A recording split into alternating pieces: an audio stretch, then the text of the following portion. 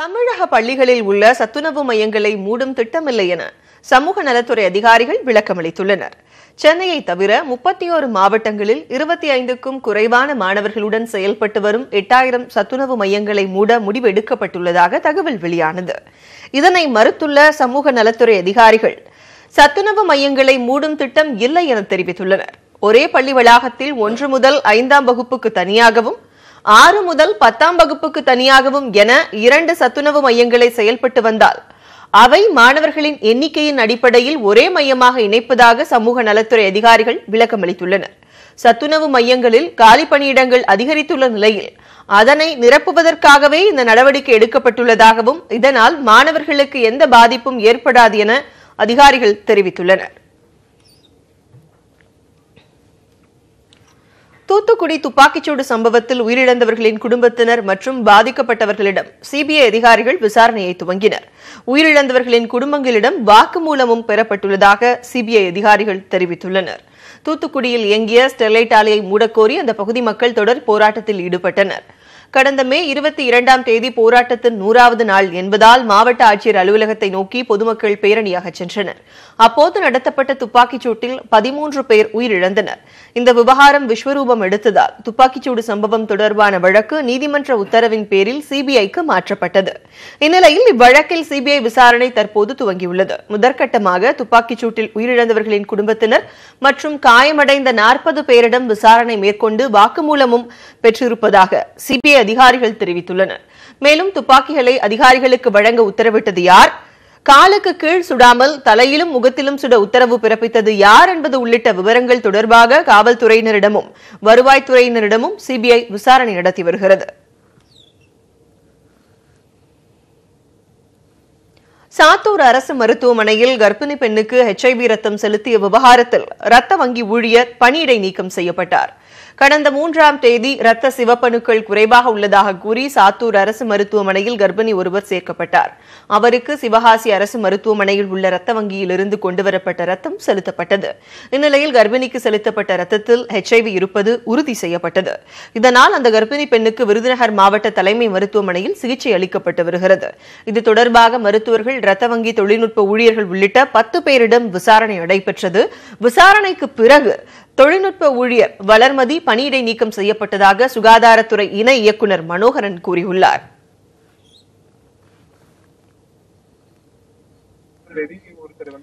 இதற்கிடையே விருதுநகர் அரசு மருத்துவமனையில் சிகிச்சை பெற்று வரும் கர்ப்பிணி பெண்ணுக்கு எய்ட்ஸ் பாதிப்பு இல்லாமல் குழந்தையை பெற்றெடுப்பதற்கான கூட்டு மருத்துவ சிகிச்சை அளிக்கப்பட்டு வருவதாக தமிழ்நாடு எய்ட்ஸ் கட்டுப்பாட்டு திட்ட இயக்குநர் செந்தில்ராஜ் தெரிவித்துள்ளார்.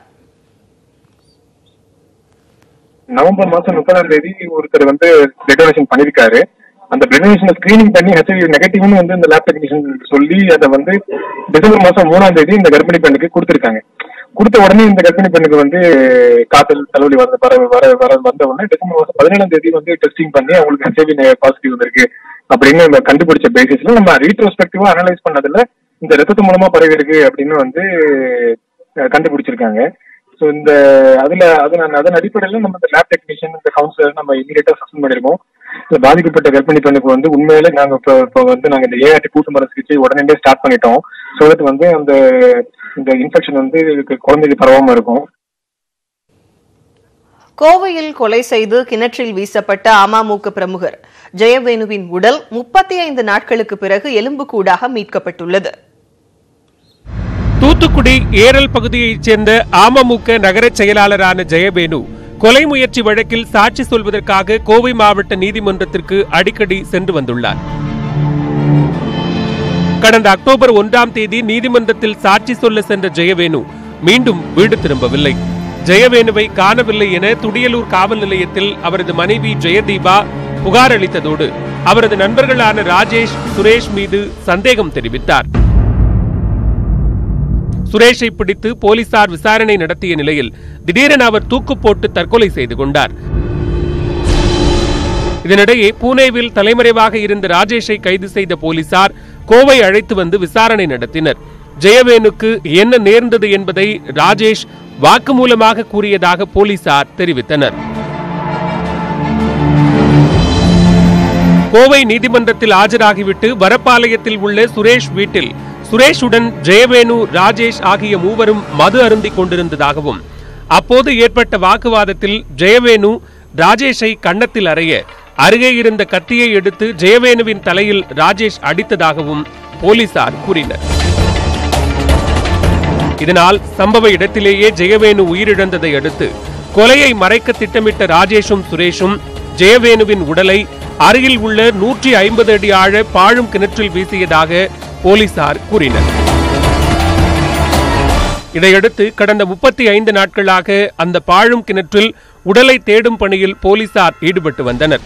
குப்பை கூளங்களும் கழிவுகளும் தேங்கி கிடக்கும் கிணற்றில் உடலை தேடுவது போலீசாருக்கு சவாலாகவே இருந்து வந்தது. இந்நிலையில் குப்பை கழிவுகளில் மூழ்கி கிடந்த ஜெயவேணுவின் உடலை எலும்புக்கூடாக போலீசார் மீட்டனர்.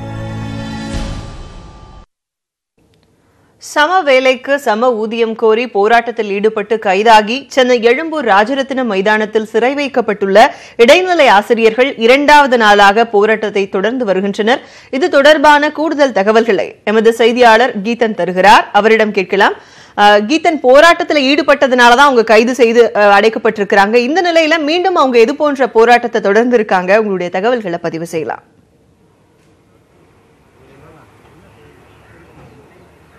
சமவேளைக்கு சம ஊதியம் வழங்க வலியுறுத்தி இடைநிலை பதிவுமுப்பு ஆசிரியர்கள் நேற்றைய தினம் அரசு அதிகாரிகள் மற்றும் அமைச்சர்களோடு பேச்சுவார்த்தையில் ஈடுபட்டனர். அமைச்சருடன் நடந்த அந்த பேச்சுவார்த்தை தோல்வியடைந்ததை தொடர்ந்து அவர்கள் நேற்றைய தினம் டிபி வளாகத்தை முற்றுகையிட்டு போராட்டத்தில் ஈடுபட முயன்றனர்.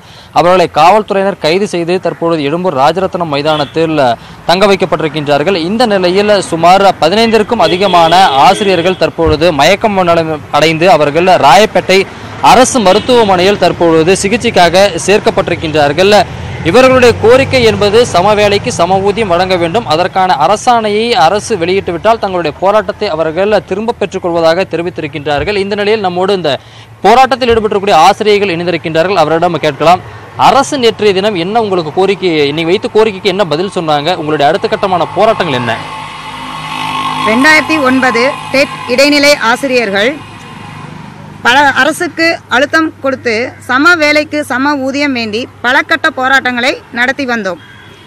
அரசு தரப்பில் எந்த பதிலும் கிடைக்காததால் டிசம்பர் 23 முதல் 24 வரை காத்திருப்பு போராட்டமாக நடத்தி வந்து நேற்று மாலை டிபிஐ வளாகத்தில் கைது செய்யப்பட்டு ராஜரத்னம் ஸ்டேடியத்தில் அடைக்கப்பட்டோம். நேற்றிலிருந்து நாங்கள் யாரும் உணவும் உண்ணவில்லை, நீரும் அருந்தவில்லை. குழந்தைகளுக்கு மட்டும் நாங்கள் சாப்பாடு கொடுத்துக்கிட்டு இருக்கோம். குழந்தைகளுக்கு நாளையிலிருந்து சாப்பாடும் கொடுக்க போகிறோம்ல, தண்ணி மட்டும் தான் கொடுக்க போகிறோம். அரசு எங்களுக்கு செவிமடுத்து எங்களுக்கு ஜீவோ வழங்கி ஊதியத்தை வழங்கும் வரையில் நாங்கள் திரும்ப போக மாட்டோம். சாகும் வரை உண்ணாவிரதம் தொடரும். அவர்களுடைய கோரிக்கைகள் என்பதை அரசு உடனடியாக செவிசாய்த்து அவர்களுக்கான கோரிக்கைகளை நிறைவேற்ற வேண்டும் என்பதே போராட்டத்தில் ஈடுபட்டிருக்கக்கூடிய ஆசிரியர்களுடைய கோரிக்கையாக இருக்கின்றது.